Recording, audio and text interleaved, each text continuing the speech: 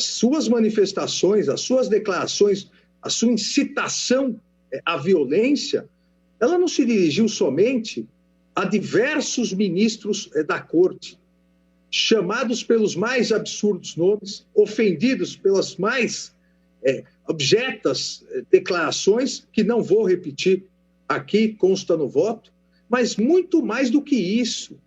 Suas manifestações dirigiam-se diretamente a corroer as estruturas do regime democrático, a corroer a estrutura do Estado de Direito, por várias e várias vezes fazendo apologia à ditadura, apologia ao AI-5, pleiteando o fechamento do Supremo Tribunal Federal, pleiteando a cassação imediata de todos os ministros para acabar com a independência do Poder Judiciário, incitando a violência física, nos limites, inclusive, da morte de ministros, porque não concorda com posicionamentos.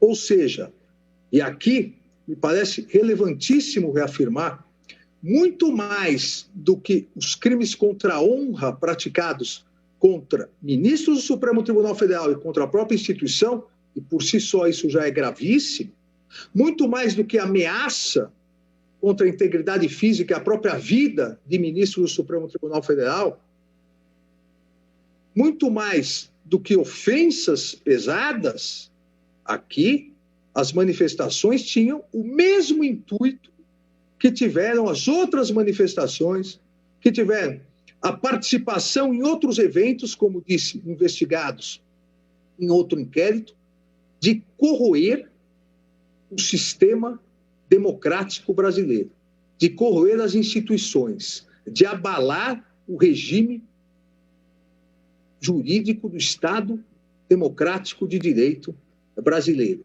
chamando e apontando que se trata o Supremo de um bando de terroristas vagabundos, apontando levianamente, indicando crimes praticados por ministros inexistentes que deveriam, por isso, todos ser cassados imediatamente, comemorando de forma jocosa o ato institucional número 5, tentando mostrar um pretenso conhecimento histórico e jocosamente dizendo, lembra que cassou 3 ministros do Supremo para colocar ordem e que deveria ser restituído. Ou seja, uma série de manifestações pedindo a prisão de todos os ministros, fechamento do Poder Judiciário, a cassação dos 11 ministros, o retorno do AI-5, ou seja, claramente,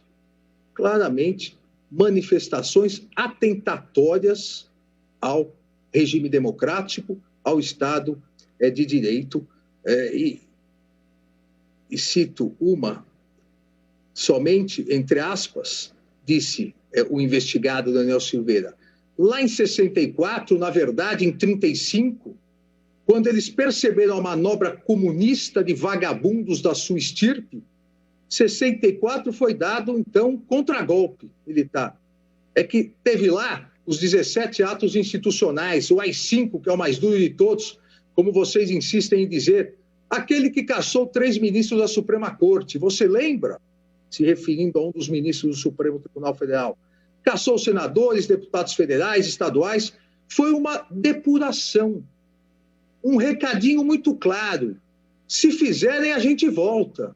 Mas o povo, naquela época ignorante, ou seja, além de tudo, aqui eu ainda ofende o povo naquela época ignorante, acreditando na Rede Globo, diz, queremos democracia. E os ditadores que vocês chamam entregaram o poder ao povo. E ainda continua em várias manifestações. A reiteração dessas condutas por parte de Daniel Silveira revela-se, a meu ver, essa reiteração gravíssima, pois, como disse, atentatória ao Estado Democrático de Direito brasileiro, às suas instituições republicanas, não tendo, portanto, qualquer relação com o exercício das funções parlamentares. Nenhuma relação com o exercício das funções parlamentares e, consequentemente, não estando protegida pela imunidade material prevista no caput do artigo 53 da Constituição Federal. Não sabemos nós que não existirá um Estado democrático de direito sem que haja poderes de Estado independentes, harmônicos entre si, bem como respeito à previsão de direitos fundamentais, instrumentos que possibilitem a fiscalização, a perpetuidade dessas garantias. Todos esses temas estão de tal modo interligados que a derrocada de um fatalmente acarretará a supressão dos demais, trazendo como consequência o nefasto manto do arbítrio e da ditadura, como ocorreu em relação à edição do ato institucional número 5, defendido ardorosa, desrespeitosa e vergonhosamente por Daniel Silveira nas suas declarações. Atentar contra as instituições, contra o Supremo Tribunal Federal, contra o Poder Judiciário, atentar contra a democracia, contra o Estado de Direito, repito, não configura exercício da função parlamentar a invocar, consequentemente, a imunidade constitucional do artigo 53 caput. Até porque sabemos, já que seria um paradoxo insuperável, sabemos que as imunidades parlamentares surgiram para garantia do Estado de Direito, para garantia da separação de poderes, e modernamente foram se desenvolvendo para preservação da própria democracia. Jamais, e duvido que qualquer país do mundo pense isso, qualquer país civilizado do mundo pense, que a imunidade material, a imunidade parlamentar, deve ser utilizada para tentar frontalmente contra a própria manutenção do Estado constitucional, do Estado democrático de direito. Em nenhum momento histórico, qualquer que seja o país que se analise, a imunidade parlamentar se confundiu com a impunidade, permitindo livremente a prática de infrações penais, como na presente hipótese. Foi, portanto, ministras, ministro, presidente, foi, portanto, imprescindível a adoção de medidas enérgicas para impedir a perpetuação dessa atuação criminosa que já vinha desde o ano passado e vem sendo investigada, como disse no outro inquérito. Impedir a continuidade, a perpetuação dessa atuação criminosa, que visa lesar, expor a perigo de lesão à independência dos poderes instituídos e ao Estado democrático de direito. Assim, análise detalhada dos fatos, análise detalhada do vídeo, demonstrou que as condutas praticadas por Daniel Silveira, além, como disse, de tipificarem crime contra a honra do Poder Judiciário, contra a honra dos ministros do Supremo Tribunal Federal, além de configurar ameaça, incitação ao crime, mas mais grave do que isso, do ponto de vista institucional, também as suas condutas são previstas expressamente na Lei 7.170 de 73, especificamente nos artigos 17, 18, 22, incisos 1 e 4, 23, incisos 1, 2 e 4, e artigo 26, que transcrevo no voto, mas, para não cansá-los, deixarei a leitura. As condutas, portanto, as condutas criminosas de Daniel Silveira configuram um flagrante delito. E aqui outra questão importantíssima. As condutas criminosas de Daniel Silveira configuraram um flagrante delito, havia sido postado naquele dia, naquele momento, se protraía no tempo, ou seja, a permanência das declarações, quando o eminente presidente me comunicou dos fatos, verifiquei exatamente isso, já tinha atingido 55 mil acessos, incitando exatamente diversos comentários contrários ao Estado Democrático de Direito, contrário às instituições republicanas. Então, as condutas criminosas de Daniel Silveira configuraram flagrante delito, pois se verificou, a meu ver, de maneira clara, evidente, a perpetuação dos delitos ao longo do próprio dia, do momento em que foi postado naquela sequência imediata, como prevê o Código de Processo Penal, nas 3 hipóteses de flagrante delito. Uma vez que o vídeo permanecia disponível e acessível a todos, sem qualquer sequenciamento, sem qualquer solução de continuidade. Relembre-se, e fiz questão de anotar isso, que o flagrante delito configura-se em relação àquele que está cometendo ação penal. Ele começou a postagem naquele dia e continuou com os comentários, inclusive fazendo comentários jocosos durante o próprio dia, no próprio vídeo.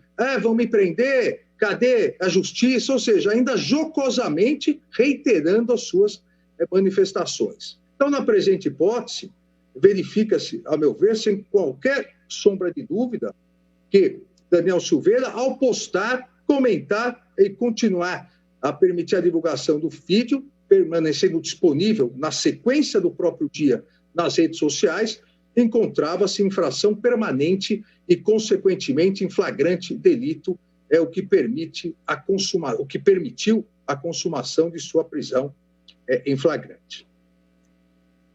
Ainda, e aqui outro ponto importantíssimo, sabemos que o artigo 53, parágrafo 2º da Constituição, somente permite a prisão em flagrante de parlamentares por crimes inafiançáveis, que é exatamente a hipótese, a prisão em flagrante, e nos termos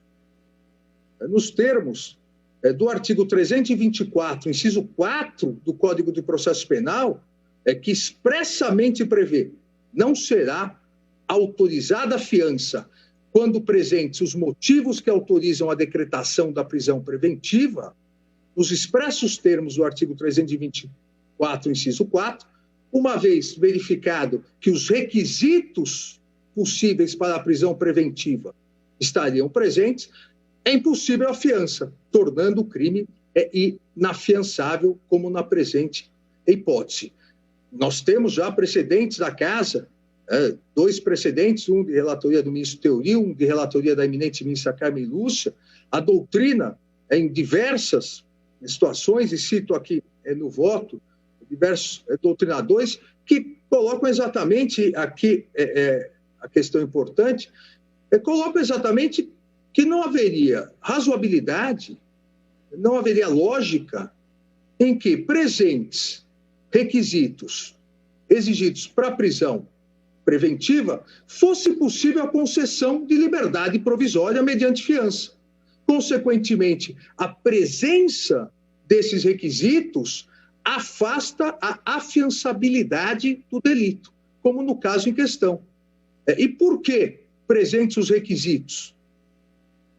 Por que presentes os requisitos para decretação da prisão preventiva que afastaram a afiançabilidade do crime? Porque não bastasse Daniel Silveira ser reiterante em atentar contra as instituições, o Estado Democrático de Direito, como já disse, é investigado em inquérito já específico do Supremo Tribunal Federal, instaurado a pedido da Procuradoria-Geral da República, suas diversas, repetidas e sucessivas condutas demonstraram a presença dos motivos que autorizariam, em tese, a decretação da prisão preventiva, em especial a garantia da ordem pública e a prova da existência de perigo gerado pelo estado de liberdade do imputado. Não só a garantia da ordem pública, mas também, como prevê o artigo 312, prova da existência de perigo gerado pelo estado de liberdade do imputado. Imputado se demonstra extremamente violento, verbal e fisicamente. Basta lembrar, e todos devem se recordar, que durante a campanha presidencial e campanha parlamentar de 2018, o deputado, o nosso aqui investigado, protagonizou um dos episódios mais lamentáveis e de repercussão internacional durante um comício no Rio de Janeiro, onde de forma assintosa, desrespeitosa e violenta, quebrou uma placa com o nome da vereadora Marielle Franco, que havia sido assassinada meses antes, demonstrando total escárnio, seja a figura da vereadora Marielle Franco assassinada meses antes, como demonstrando total desrespeito à homenagem que havia sido feita pela municipalidade ao colocar o nome da vereadora no próprio público. Também, em 2019, demonstrou novamente a sua conduta violenta ao forçar a entrada no tradicional Colégio Federal Pedro II para uma suposta, disse ele, vistoria no que chamou Cruzada pela Educação, para denunciar materiais de conotação política em ambiente escolar. Somente se retirou quando a direção da unidade chamou a Polícia Federal.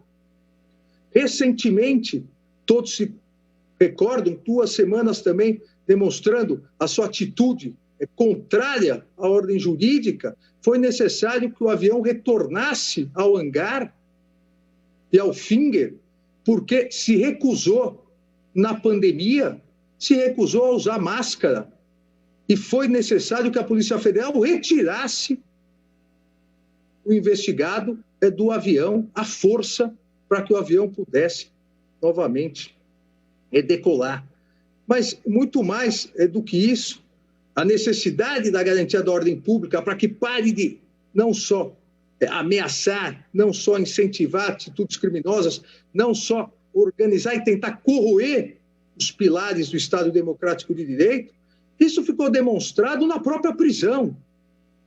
Pasmem, senhor presidente, senhoras ministras, senhores ministros, no momento da efetivação da prisão, correu para um quarto e gravou um vídeo colocando novamente no Twitter, no YouTube, aqui acho que foi Twitter, novamente mostrando desprezo pelas instituições, dizendo que agora era uma queda de braço, chamando para a violência, dizendo que já foi preso, e isso renova a necessidade realmente da manutenção da prisão em flagrante, já foi preso mais de 90 vezes na Polícia Militar do Estado do Rio de Janeiro, do qual ele foi expulso,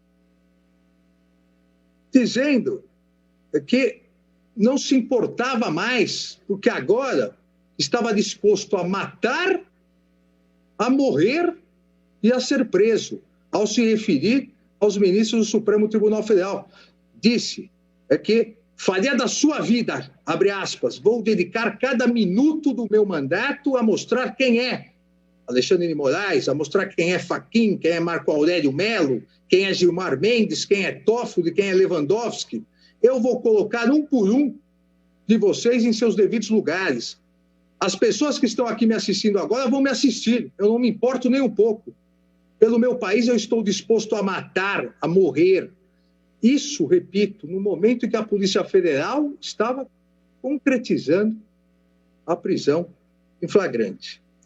Mas mais fatos ainda supervenientes demonstram o acerto da manutenção da prisão em flagrante. Porque não bastasse isso, durante os exames necessários, após a efetivação da prisão em flagrante, no IML, praticou novo crime. Daniel Silveira praticou novo crime gravado e colocado nas redes sociais por um assessor seu, ao desacatar uma policial feminina que lá se encontrava, por novamente se recusar durante a pandemia a colocar a máscara como qualquer outra pessoa consciente. E ela pedia educadamente e ele gritava, ameaçava, praticando o crime de desacato durante o exame no IML decorrente da própria prisão em flagrante. Configura-se assim, presidente, e traria aqui ainda um outro fato, ele responde a processo na primeira vara, já responde a um processo na primeira vara criminal de Petrópolis, já queixa-crime recebida, ou seja, a reiteração de condutas criminosas demonstra também presentes os requisitos, estariam presentes os requisitos para a prisão preventiva, consequentemente a inafiançabilidade do delito, então flagrante delito por crime inafiançável previsão constitucional do artigo 53, parágrafo 2º, a autorizar a consumação da prisão em flagrante, como foi realizada na noite de ontem. Então, não tenho nenhuma dúvida, e é nesse sentido que encaminho o meu voto, pela manutenção da prisão em flagrante, por se tratar de crime inafiançável, por se tratar de flagrante delito por crime inafiançável praticado por Daniel Silveira. E aqui também, senhoras ministras, senhores ministros, presidente, nos termos do parágrafo 2º do artigo 53 da Constituição Federal, reitero a necessidade, como disse, já houve esse cumprimento, a notificação às 13h08, para que a Câmara dos Deputados, nos termos do parágrafo 2º do artigo 53, resolva, pela maioria absoluta de seus membros, em votação nominal e aberta, resolva pela prisão como voto, presidente. Agradeço ao ministro Alexandre de Moraes o seu voto, que suscita agora, então, que eu colha os votos dos eminentes ministros sobre o referendo da prisão decretada por Sua Excelência. Ministro Limar, referendo à prisão. Boa tarde, senhor presidente. Boa tarde a todos os ministros. Eu referendo e peço apenas para ajuntar a declaração de voto. Referendo a decisão. Ministro Edson Fachin, referendo à prisão. Por igual, referendo à decisão tomada pelo eminente ministro Alexandre de Moraes, e juntarei à declaração de voto. Muito obrigado, presidente. Ministro Roberto Barroso, Vossa Excelência, referendo à prisão.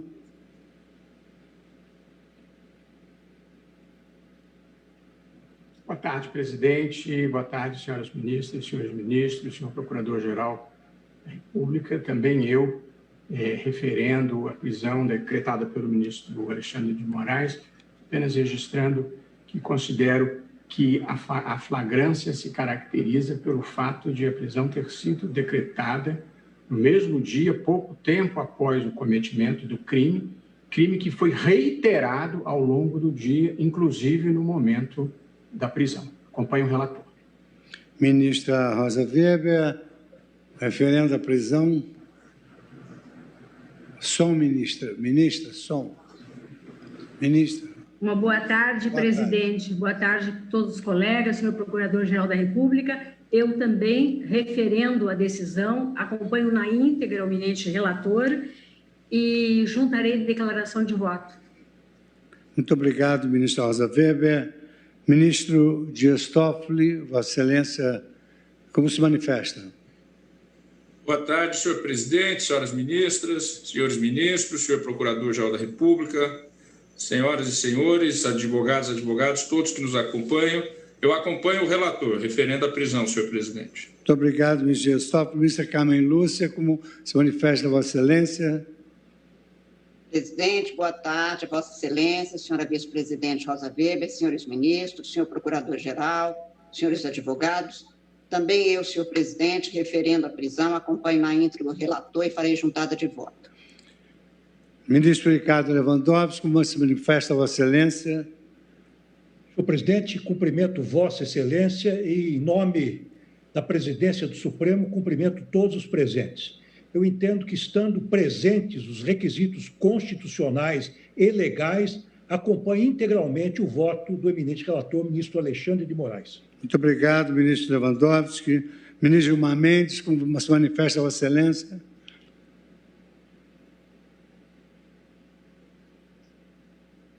Ministro Gilmar Mendes. Boa tarde, presidente. Boa tarde. Cumprimentar a todos, cumprimentar o eminente relator e dizer que eu estou acompanhando as inteiras. Muito obrigado, ministro Gilmar Mendes. Ministro Marco Aurélio, como se manifesta Vossa Excelência? Diligências em inquérito, diligências em habeas corpus, inclusive medida liminar em habeas corpus, são da atribuição do relator. E diria que esse inquérito ele está em boas mãos com o ministro Alexandre de Moraes. O que se submete ao plenário é um ato individual, um ato que implicou a prisão preventiva. E assento que o episódio está de bom tamanho, que agora se deve aguardar o pronunciamento da Câmara dos Deputados, que certamente não faltará ao povo brasileiro. Estou com 74 anos de idade, 42 em colegiado judicante. E jamais imaginei presenciar, vivenciar o que eu vivenciei. Jamais imaginei que uma fala pudesse ser tão ácida, tão agressiva, tão chula no tocante a instituições. Já disse que o ato do Supremo fica submetido a uma condição resolutiva. Confirmado, prevalece. Não confirmado, ele cai. E essa condição resolutiva, ela é acionada pela Câmara dos Deputados. Mas, passando mais ainda, a matéria de fundo, ressaltou o ministro Alexandre de Moraes e o fez a partir de fatos que era imprescindível interromper a prática delituosa. Creio que ninguém coloca em dúvida a essa altura a periculosidade do preso. E também ninguém coloca em dúvida a necessidade de preservar a ordem pública e, mais especificamente, as instituições. O flagrante, pelo Código de Processo Penal, ele tem balizas. Ele requer o atendimento a requisitos. E esses requisitos, no caso concreto, foram sobremaneira mesmo, porque se trata de um crime permanente, de uma atuação continuada, como ressaltei, foram atendidos. Inicialmente, portanto, pronuncio-me no sentido de que tem costas largas o ministro Alexandre de Moraes, e a atribuição é de Sua Excelência. Eu apenas assisto o que ocorre de camarote. E na parte subsequente, ultrapassada essa questão, essa preliminar, mantenho o ato de Sua Excelência. E agora a Câmara dos Deputados, e não vejo nisso qualquer pressão, terá que apreciar não um ato individual, mas um ato do colegiado que imagino formalizado a uma só voz. Muito obrigado, ministro Marco Aurélio. Acompanho também o relator para confirmar a medida prisional e proclamo o resultado. O Supremo Tribunal Federal, por unanimidade, confirmou a prisão em flagrante do réu, do deputado Daniel. O nome todo como é, ministro Alexandre? Daniel Silveira. Do deputado Daniel Silveira, à unanimidade. Nos termos do voto do relator. Presidente, eu talvez não tenha estado atento ao áudio. Eu fico vencido na preliminar, entendendo que o ato é do relator. Sim. Agora, no mérito, não tenho qualquer dúvida, mesmo de olhos fechados, em subscrever o pronunciamento de Sua Excelência. aprovado à unanimidade, vencido na preliminar, o ministro Marco Aurélio acompanhou no mérito o colegiado.